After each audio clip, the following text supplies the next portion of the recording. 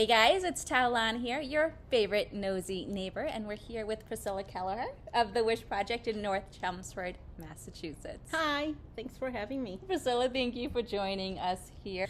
Okay, so we're here in North Chelmsford in the warehouse here to learn about all the incredible work the Wish Project does and to learn more about the women behind the Wish Project itself. Yeah, yes, you. So I've learned about you from Vanna Howard, right? State Rep Vanna Howard. And the Wish Project's warehouse, your warehouse is basically 3 minutes away from the Push Muscular office here. So we'd like to take this time to really share the Wish Project and what you do in time for the holiday season. Great, good. So you wanted to know about the Wish Project? I want to know more about you first and Okay. then the Wish Project. All right, okay. So I was born and raised in Brazil. So my grandparents moved to Brazil from Japan, so immigrant family in Brazil. And I moved to Canada when I was 20-something, 21, 22. And then that's when I learned English and French. And I went to university and I got married, and my husband is American, also Australian. Yeah, It's which we met at the CMA Gala yeah, with your daughter. yes. Yeah. So he moved to the States because his parents are American, so he moved here, and then I moved here right after him. Mm-hmm. But that was it. That's how I moved to the States. But right after I moved, my church was involved with the Wish Project. Okay. They volunteered a lot there, so I started volunteering as soon as I moved. So basically in 2006, 2007, I started volunteering in the old warehouse in Lowell. Mm-hmm. And that's how I got to know the Wish. After that, I started working. I did different jobs, and I opened a cafe in Lawrence, and blah blah blah, a lot of things. And then I stopped. I sold the cafe, and I have a daughter. Pandemic hit. I stayed home with her, and then when she went to school, I was like, okay, I should go back to and volunteer. So I thought of the Wish. I knew someone who was working here, and she said that they needed someone who spoke Portuguese or Spanish or French, and then I was like, this is perfect. These are the languages I speak, so I came. All of the above. She speaks all of the above. So for those who are not familiar with the Wish Project, what is the Wish Project? So here at the Wish, everyone can come every 3 months with a birth certificate of their children, their ID, their physical ID, and get clothes, shoes, hygiene items, diapers, wipes, and they don't need to prove anything. They just need to bring a physical ID, birth certificate, and they can come every 3 months. Mm-hmm. Do they need appointments when they come in? No, they just show up. They just show up the time we are open, which is Tuesday to Saturday from 9 to 3. And we ask to be here before 2 if they want to get clothes, because it takes time to get, like as you see, there are a lot of things to choose from. It takes time to go through all the clothing and get clothes for your entire family. So we ask you to be here before 2 o'clock. Yeah. Priscilla, what are some of the challenges that the Wish Project faces in the community? So, well, like every nonprofit, we run like very lean on staff. We don't have a lot of staff, so we need volunteers. Obviously, we need financial help. So we have some donors, some people who are amazing, and support us, not only financially, but also everything that you see is being donated to us. So all the clothes, the shoes, diapers, wipes, all the hygiene items is being donated. Everything is donated to us. So we depend on donation, 100% on donation. The only item we actually buy are car seats because they expire. We don't know if they have been in an accident or not, but that's the only item we buy. And then I can show you all the baby gear we have, all the household goods we have. Everything is donated to us. We have an amazing staff member who cleans everything.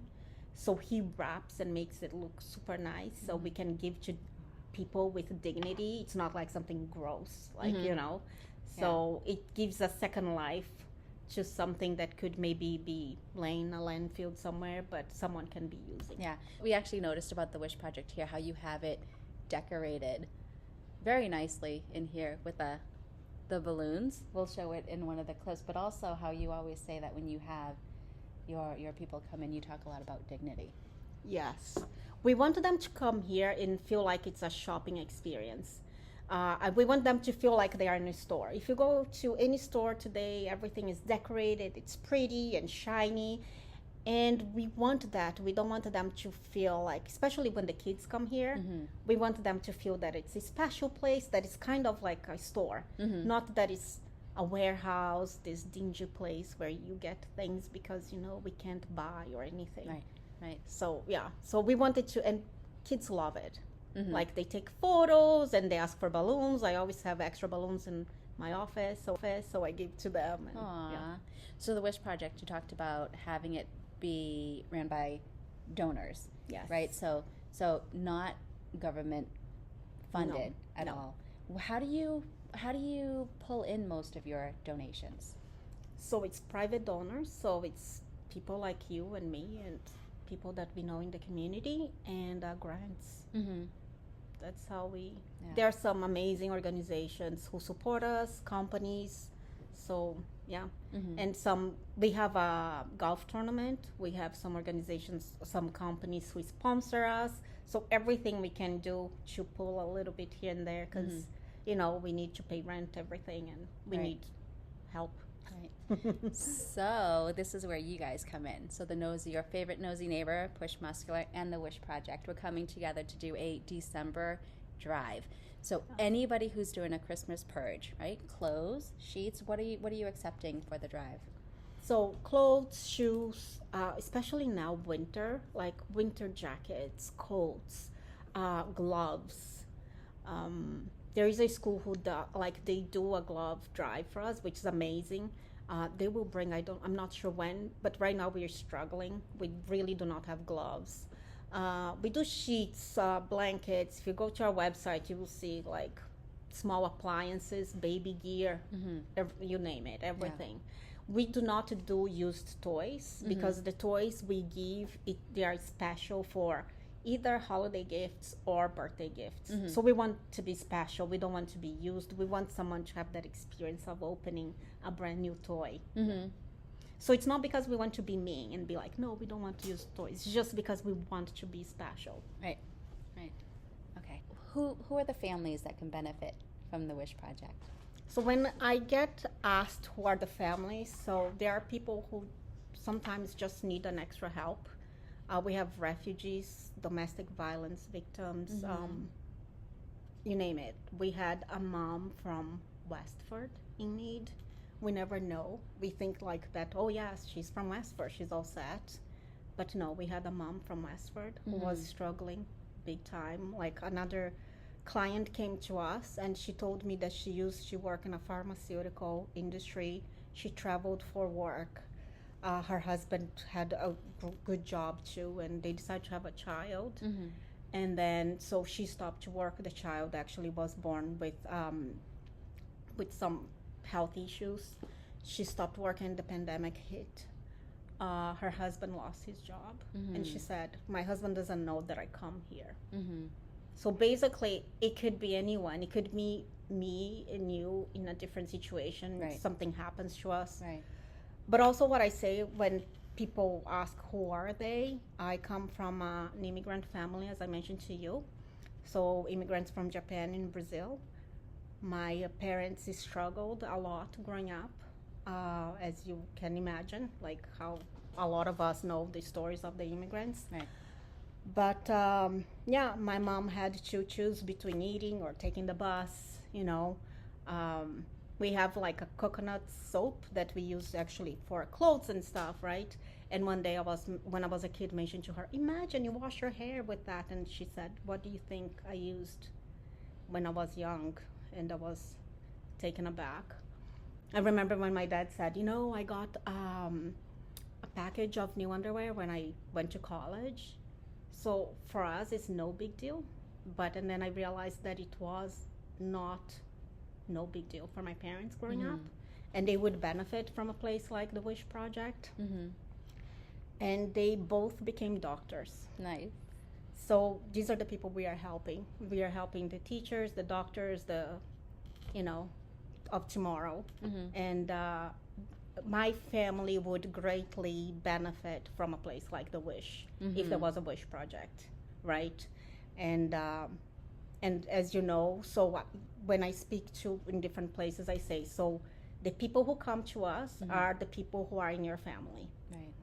Maybe your first generation, maybe the generation of your parents, maybe the generation of your grandparents, but these are the people we are helping, right? So it's just people like me and you. Right. So everyday people in the community. So I think this would be great for people who are, everyone who's cleaning out their homes now, so we can come in. And if you see behind us, we have bins, and all the bins are labeled for men, women. And do you want to walk us through Yes, the bins? absolutely. Yeah. And what we need is your help to fill the bins. Yes, absolutely. And one thing that I also say, sometimes people say, oh, it's just basic needs, because it's just like, it feels quite ordinary because it's basic. But I say it's nothing short of extraordinary when you can supply basic needs to someone, so these kids can go to school with clothes, they can go to school with a backpack, right, with dignity. Right. A woman can go to a job interview and not feel weird about not having clean clothes. Right, or hygiene products. Right. It's nothing short than extraordinary. Right. Helping someone with their basic needs. I think it's the opposite of what people think. It's quite ordinary. It's amazing. It really is. I feel like Santa Claus. Like, I feel like you need diapers, here it is. So that's why usually I say it's a privilege and honor to do this job for me. Yeah. I remember growing up as a teenager, I collected all these clothes and shoes, and I brought to an orphanage. And I can't believe that that's what I'm doing today, right? Collecting these things to give for those who don't have. So I feel like, yes, it was meant to be. Can you see why we wanted to get to know you, though? Look, listen to how much love comes out of you when you're talking about everything that you're doing for the community. No. Well, I love the Wish Project, Yeah. so it's very hard. It's very hard for me not to be passionate and be like straight face. But yeah, I love what we do. I believe in what we do, and I feel that we should have a Wish Project in many different places of the country. Yeah, and even if you have textile that they are not in good shape, we recycle, we sell by the pound. As I mentioned, like before, it's not a lot, but every little bit helps because we need to pay bills. Yep, we just ask that you label it, separate it, and label it as in damaged. Yes, recycle, yeah. Okay. And then, so bin-wise, do you want to go for bins? Sure. Every 3 months. So they come here and they can choose clothes for their entire family. This is the list. This is the amount of things they can take per person. We do this way because we have so many people who speak so many different languages and come here, so we wanted to make as easy as possible. So 6 shirts, 3 bottoms, 1 jacket. This is per person in the family. And then here we also like made drawings, so these are bottoms, right? Girls' bottoms. And then the pajamas, so on and so forth. Wow. So they're all pretty bare right now. The thing that we need the most are clothes for boys, because I think maybe for girls we buy a lot for girls because it's cute, and or I don't know if they are rougher with their clothes. I don't know what it is, but we cannot keep clothes for boys in stock. So and if you go through the bins, you'll see there are the bins that are the most empty are the ones for the boys, and even the shoes. Okay. So we really try to keep what we have that are in good conditions to give as shoes. But if you see, we do not have a lot. Like, and sometimes like it's not the best condition, but that's what we have, so we put it out. So every 3 months, everyone gets socks and underwear. So these are the socks. Do you know Bombas? So Bombas donates to us. It's buy one and they donate one, and we are one of the beneficiaries. That's pretty incredible. We get Bombas, we get underwear. These are all the hygiene items. Some bins are empty, as you see, very empty. But what do we need? So right now, kids' toothbrushes, but I will tell you the truth, we never, ever, ever have deodorant. So forget you see all this. Okay. This was just filled because an organization here too, they know about us and they received and they didn't need, they gave it to us. So we have it. But usually we don't ever have. try contacting pediatric offices for the kids' toothbrushes? Yeah, we are. Some dentists actually, dentist office, they send to us some. Yeah. Wow. We try different partnerships. We try everywhere. Yeah. So we have. But everything you see is donated to us. We have some amazing donors who actually subscribe on Amazon. So we get every month some diapers from them. So as you see, so newborn, size 1, 2, 3, 4, 5, 6, 7, all the pull-ups here. The wipes. We separate because some kids have allergies to double strollers, high chair, and all those are baby gear. And here is household goods. And these are so you see microwaves. All this is household goods. Here are the overflow. So when the volunteers see that there is something they're missing, they come here and grab from here and put it in there. You'll see some bins are quite full and some are quite full. Like see the boys or even girls there. Yeah. Quite empty. So we're looking for a lot of donations for, what are the sizes that are missing for the kids? See, like, well, boys, it's all the sizes, everything. But girls, yeah, I don't know why here it's so empty, but yeah, I'm in shock to see that it's that empty. So usually we have a lot more girls. Bring us your kids' clothes. Yes. Okay, so your favorite Nosey Neighbor and the Wish Project, we've come together to put together a Christmas drive. So basically, if you're doing a Christmas purge, getting rid of any kind of clothes, shoes, towels, sheets, hats, gloves, baby gear, household goods. Yeah. Yep.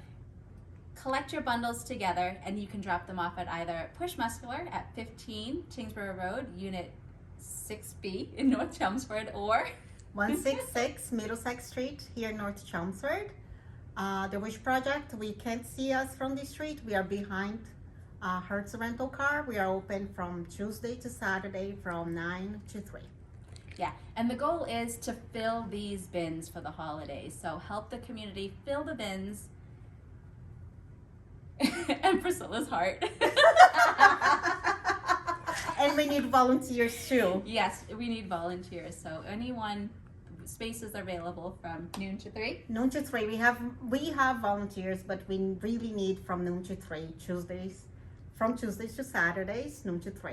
You can contact volunteer at thewishproject.org, and our volunteer coordinator is going to contact you, and you can work it out sometime. Yeah, so Priscilla, thank you so much for joining us on episode number 2 on your favorite Nosey Neighbor and for giving us a tour of the warehouse. I am extremely excited to see these bins fill up. Me too. Yeah. Yes, thank you. Thank you for coming. Yeah, so happy to be here.